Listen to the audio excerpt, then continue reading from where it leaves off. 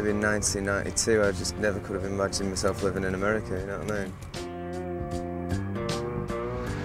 I grew up in Northwich, and I moved there when I was about 7 years old. I guess my dad got a job at the local chemical factory. Obviously, not too happy because I'd left a lot of friends behind, you know, and so I always wanted to go back to Manchester, you know, and I reckon that it probably made me like sort of like a traveller. You know, I was always trying to get to the next place, you know. The first time I met Tim was when he was a youngster, at 12 or 13, in my original record shop. And I suppose that was where the whole band came together, through the shop, through Martin coming into the shop and Tim. It's got us these.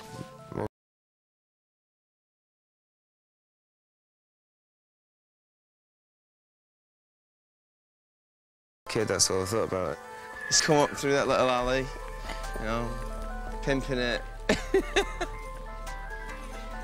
Our manager's shop used to be here. It's like a bridal design place, you know.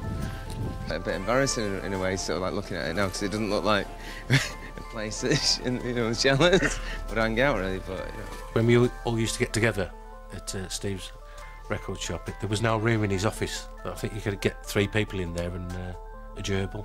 So we always used to decamp. Well, Steve never liked people smoking in his office. Everybody smoked about 50 a day. So he could always just be like, and he'd be coming out coughing his guts up, so we'd look around the cafe, because it's much more, you know, it's much more acceptable to smoke while you're eating, isn't it, really?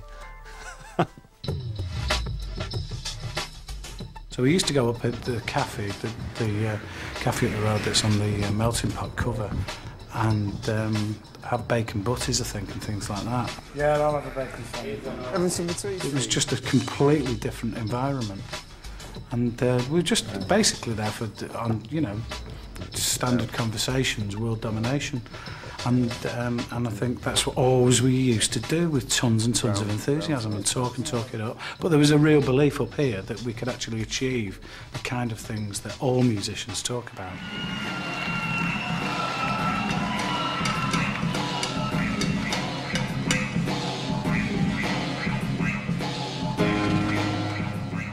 I think it was either Rob or Martin that wanted me in, and one of them did and one of them didn't.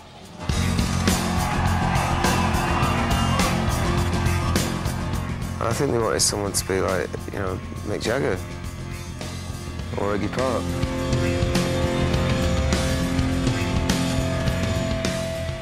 Well, you know, I felt pretty cocky at the time.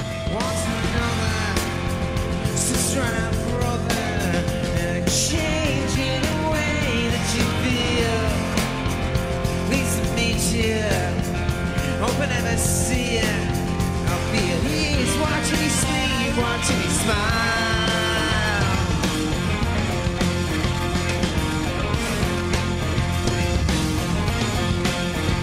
Long I adore you, I'm always thinking for you, and I'll be there whenever you need me.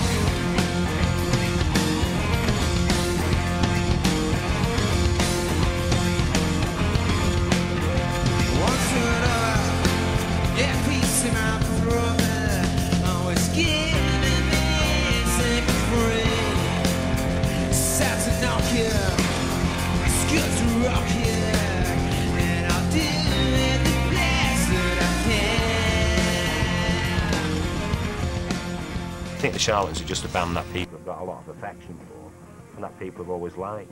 And they've always been very much a pop band. They weren't scared to experiment a bit.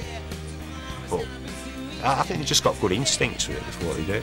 I think the reason the Charlatans have lasted so long is that every now and then and this is probably a backhanded compliment, but every now and then they release an absolute killer tune. I mean, you look at the list of singles, and there are a great list of singles.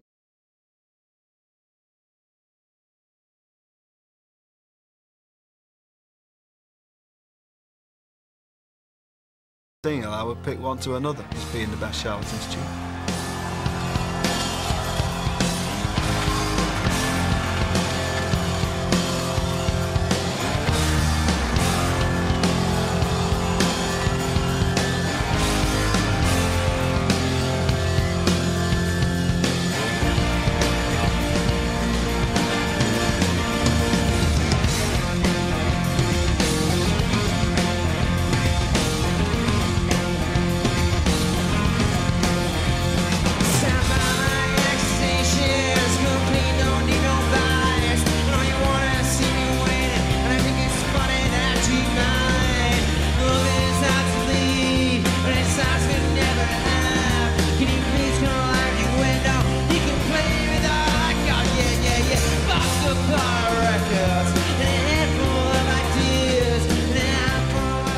Rob Collins was probably the key member in the Charlatans in the early days, and when you met them and they did sessions for our nighttime show and things, he was non-friendly, but he was a different kind of person to the others. I think you could see, that he had a darker side. He was a real character, and he was a bit of a geezer, and very, very intimidating, and caused a lot of trouble and a lot of mayhem and he was about as rock and roll as it got.